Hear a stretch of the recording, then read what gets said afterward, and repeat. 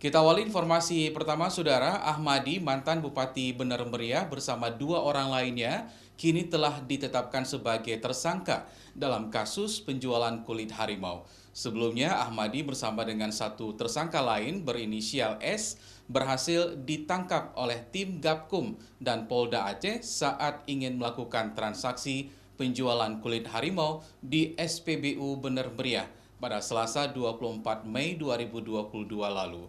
Sementara tersangka IS berhasil kabur dari sergapan petugas.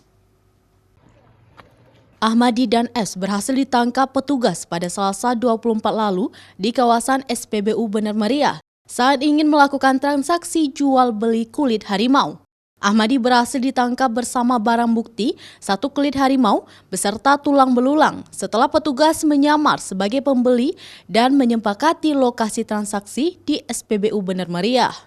Ahmadi dan S sebagai tersangka yang ditangkap tangan bersama barang bukti kulit harimau dan tulang belulang pada Rabu 25 Mei 2022 sempat dibebaskan dan dikembalikan ke keluarga karena statusnya masih sebagai saksi dan hanya wajib lapor ke Gakum. Karena alasan satu tersangka lain, IS, saat itu yang meloloskan diri dari lokasi penyergapan masih buron.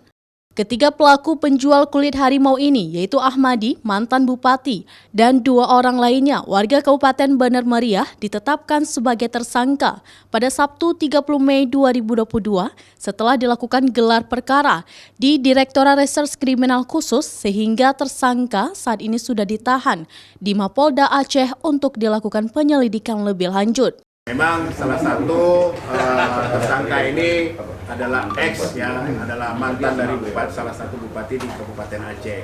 Tapi siapapun dia, seperti disampaikan oleh Pak Dirjen tadi, itu kedudukannya sama di muka hukum. Dan proses penyidikan kasus ini kita akan lengkapin alat bukti, kita akan telusurin ya dari hulu ke hilir sampai nanti kita ungkap memang ujungnya perkara ini nanti di pengadilan. Mereka ditetapkan sebagai tersangka setelah dilakukan gelar perkara oleh penyidik KLHK bersama-sama dengan Polda Aceh, ya, di mana ditetapkan sebagai tersangka pada tanggal 30 Mei.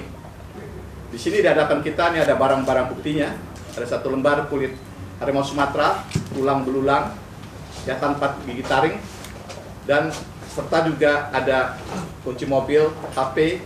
Dari tersangka, polisi mengamankan barang bukti satu lembar kulit harimau Sumatera beserta tulang belulang. Tersangka diduga telah melanggar pasal 21 ayat 2 huruf D junto pasal 40 ayat 2 Undang-Undang Nomor 5 Tahun 1990 tentang konservasi sumber daya alam hayati dan ekosistem. Tersangka dapat diancam dengan hukuman pidana penjara maksimal 5 tahun dan denda maksimal 100 juta rupiah.